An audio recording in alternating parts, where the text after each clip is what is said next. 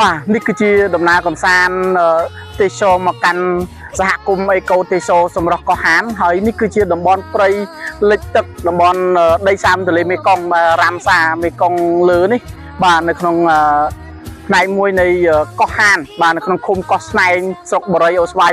សែនជ័យនេះគឺជាទស្សនវិជ្ជានិងទេសភាពនៅក្នុងតំបន់រមណីយដ្ឋានទេសចរ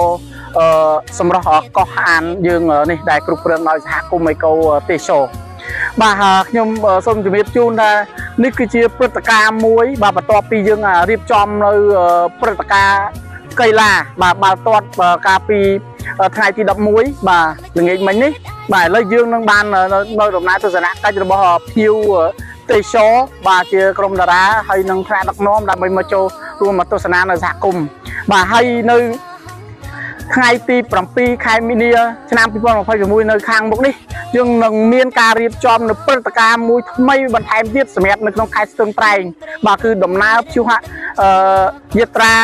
បាទជុំវិញក្រុងដើម្បីបង្ហាញពីសម្រស់ក្រុងស្ទឹងត្រែងដែលមានចម្ងាយ3គីឡូ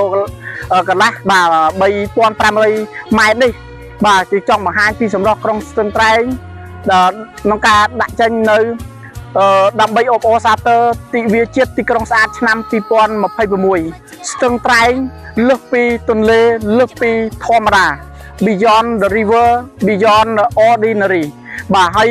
យើងនឹងមានដំណើរកម្សាន្តទៅកាន់តំបន់ទេសចរមួយទៀតបាទគឺនៅសហគមន៍អេកូទេសចរបរិយអូស្វាយបាទហើយយើងនឹងទៅទស្សនានៅតំបន់ព្រៃលិចទឹកដែលជាតំបន់ដីសើមទន្លេមេគង្គលើផងដែរគឺនៅតំបន់កោះទន្សាយហើយមានការបោះតង់ស្នាក់នៅទីនោះផងដែរហើយសូមជំរាបជូនថានឹងមានការគ្រប់គ្រងចូលរួមពីថ្នាក់ដឹកនាំក្រសួងទេសចរក៏ដូចជាថ្នាក់ដឹកនាំខេត្តផងដែរអញ្ចឹងព្រឹត្តិការណ៍នោះពិតជាមានការចូលរួមពីមហាជនជាច្រើនបាទចេញពីថ្នាក់ដឹកនាំមន្ត្រីរាជការប្រជាពលរដ្ឋនៅក្នុងខេត្តដូច្នេះជាការអំពាវនាវសូមឲ្យបងប្អូនទាំងអស់បាទសូមអញ្ជើញដែលចាប់អារម្មណ៍ចូលមកទស្សនានៅ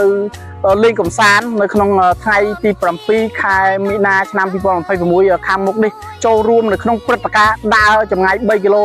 ម៉ែត្រផងនឹងទៅទស្សនាតំបន់ព្រៃលិចទឹកបោះតង់ស្នាក់នៅទាំងអស់គ្នានៅក្នុងសហគមន៍នេះជាផ្នែកមួយនៃការជំរុញចលនាទេសចរក្នុងស្រុកស្រឡាញ់ជាតិត្រូវស្គាល់ទឹកដីទេសចរផ្សារភ្ជាប់ទឹកដីហើយពីការនេះផ្ដើមចេញពីថ្នាក់ដឹកនាំមន្ត្រីរាជការគឺការផ្សារភ្ជាប់ជួយគ្រប់គ្រងនៅសេវាកម្មសហគមន៍ទេសចរផងដែរបាទអញ្ចឹងសូមឲ្យភ្ញៀវទេសចរជាតិនិងអន្តរជាតិបាទជាច្រើនកកបាទសូមអញ្ជើញចូលរួមនៅក្នុងមហាព្រឹត្តិការណ៍ដែលរៀបចំដោយមន្ត្រីទេសចរនិងមានការគ្រប់គ្រងពីរដ្ឋបាលខេត្តស្ទឹងត្រែងនៅថ្ងៃទី7ខែមីនាឆ្នាំ2026ខាងមុខនេះ